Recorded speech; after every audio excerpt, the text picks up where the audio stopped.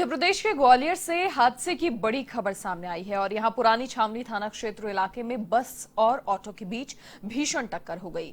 इस हादसे में 13 लोगों की मौत हो गई। हादसे के बाद आक्रोशित ग्रामीणों ने चक्का जाम कर दिया और इधर हादसे की सूचना के बाद मौके पर पहुंची पुलिस ने आक्रोशित ग्रामीणों की समझाइश कर यातायात सुचारू करवाया और ऐसे में ग्रामीणों की मांग है कि आरोपी बस चालक की तुरंत गिरफ्तारी की जाए।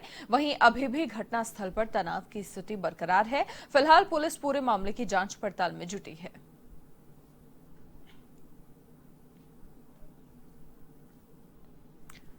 तो ये दर्दनाक हादसा पेश आया जिसमें 13 लोगों की मौत हुई है। पुलिस जांच पड़ताल कर रही है। आक्रोशित ग्रामीणों ने सड़क जाम कर दिया और लगातार उनकी यही मांग कि आरोपी बस चालक को गिरफ्तार किया जाए जल्द से जल्द। बस और ऑटो के बीच जबरदस्त टक्कर हुई जिसमें 13 लोगों की मौत हुई है।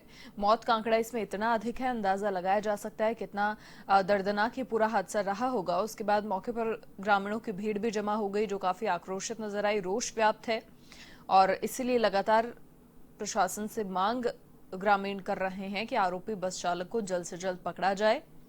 साथ ही आपको बता दें कि पुलिस ने समझाइश की है ग्रामीणों के साथ, उन्हें समझाया है और साथ ही यातायात को सुचारू करवाया है, लेकिन मौके पर अभी भी तनाव की स्थिति बनी हुई है।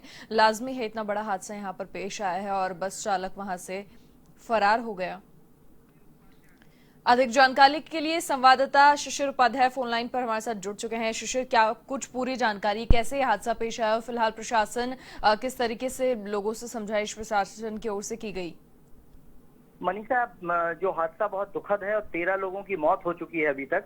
और इसमें तेज रफ्तार सरकार बहुत दावे करती है कि हम कंट्रोल कर रहे हैं, लेकिन तेज रफ्तार बस और ऑटो में जिस तरीके से जो दर्दनाक हादसा हुआ, आमने सामने की सीधी टक्कर थी। 10 लोग स्पॉट पे ही एक्सपायर हो गए थे, 3 को अस्पताल ले जाते समय उनकी डेथ हो गई है। और अब फिर वही रटा रटाया जवाब दे रही है, जांच करेंगे, ड्राइवर छोड़ के भाग गया है। लेकिन जो हालात हैं एक्चुअल में, अधिक सवारी भी बहुत ज्यादा भरी हुई थी, ऑटो में भी सवारियां बहुत ज्यादा थी। बस जिस तरीके से जो सुबह सुबह चूंकि नींद का टाइम था, जिस तरीके से बस जा रही थी और उसने जो घटना स्थल है वहां कहीं भी ऐसा नजर नहीं आ रहा है। किसी तरीके का टर्न था और उस टर्न पे जिस तरीके से अचानक सामने ऑटो आ गया, उसमें कोई भी सांकेतिक नहीं है कि आप आराम से चलें, स्लो चलें। मतलब तूफान की तरह चलने वाली मौत बांटती जो बसें हैं उस पर कंट्रोल सरकार का, परिवहन का, जबकि ग्वालियर में परिवहन का मुख्यालय है मध्य प्रदेश का, लेकिन कोई नियंत्रण नजर नहीं आता। अब सिर्फ उसकी जांच के नाम पे लीपापोती कर दी जाती है। और अभी एक स्टेटमेंट आया है परिवहन मंत्री जी का, आपको याद होगा, इसके पहले शहडोल आते समय शहडोल में एक बस गिर गई थी नदी नहर में और उसमें लगभग 1 दर्जन से ज्यादा लोगों की मौत हो गई थी। लेकिन ये भी, उसकी भी जांच आज तक नहीं हुई और इसकी भी कोई जांच नहीं होगी, क्योंकि ये मानवीय त्रुटि मान ली जाती है। इसमें सरकार का कोई दोष नहीं माना जाता। बिल्कुल शिशिर, गौरतलब ये भी है कि इन 13 लोगों की मौत हुई है, उनमें से 12 महिलाएं तो ऑटो में सवार थी जो आंगनबाड़ी से खाना बनाकर लौट रही थी। जी बिल्कुल मनीषा, एक्चुअल में होता क्या है कि जो हमारे यहाँ से सिस्टम है उसमें एक ऑटो कर लिया जाता है और सारी महिलाएं एक साथ बैठ के घर की तरफ रवाना हो जाती हैं। आंगनवाड़ी कार्यकर्ता के रूप में वो खाना बनाने के लिए जा रही थी। ये वो महिलाएं, 13 महिलाएं एक साथ बैठ के, 12 महिलाएं एक साथ बैठ के जिस तरीके से जा रही थी और बस ने जो कुछ किया है, ये हमारे सिस्टम को कोलैप्स होना बताता है।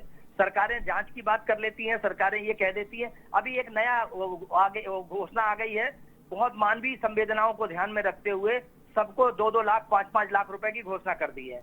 लेकिन वो पैसे से क्या उसका परिवार पल जाता है? जिसकी जान खो गई है वो क्या 1 लाख, 2 लाख, 5 लाख रुपए की कीमत लगा देती है सरकार। इसके पहले भी जो हादसा हुआ था उसमें उन्होंने 5-5 लाख रुपए दे दिए। लेकिन जिसकी लापरवाही थी, एक छोटे से पुलिस कांस्टेबल को सस्पेंड कर देने से कुछ नहीं होता है। पूरे सिस्टम को जो चला रहा था, उस सिस्टम के मुखिया को आपको कार्रवाई करना चाहिए, तब ये सिस्टम सुधर पाएगा। अनीता, बिल्कुल, बहुत शुक्रिया तमाम जानकारी साझा करने के लिए। तो बस और ऑटो के बीच जबरदस्त टक्कर हुई जिसमें 13 लोगों की मौत हुई और उसमें से 12 वो महिलाएं थी जो आंगनबाड़ी से खाना बनाकर लौट रही थी ऑटो के जरिए।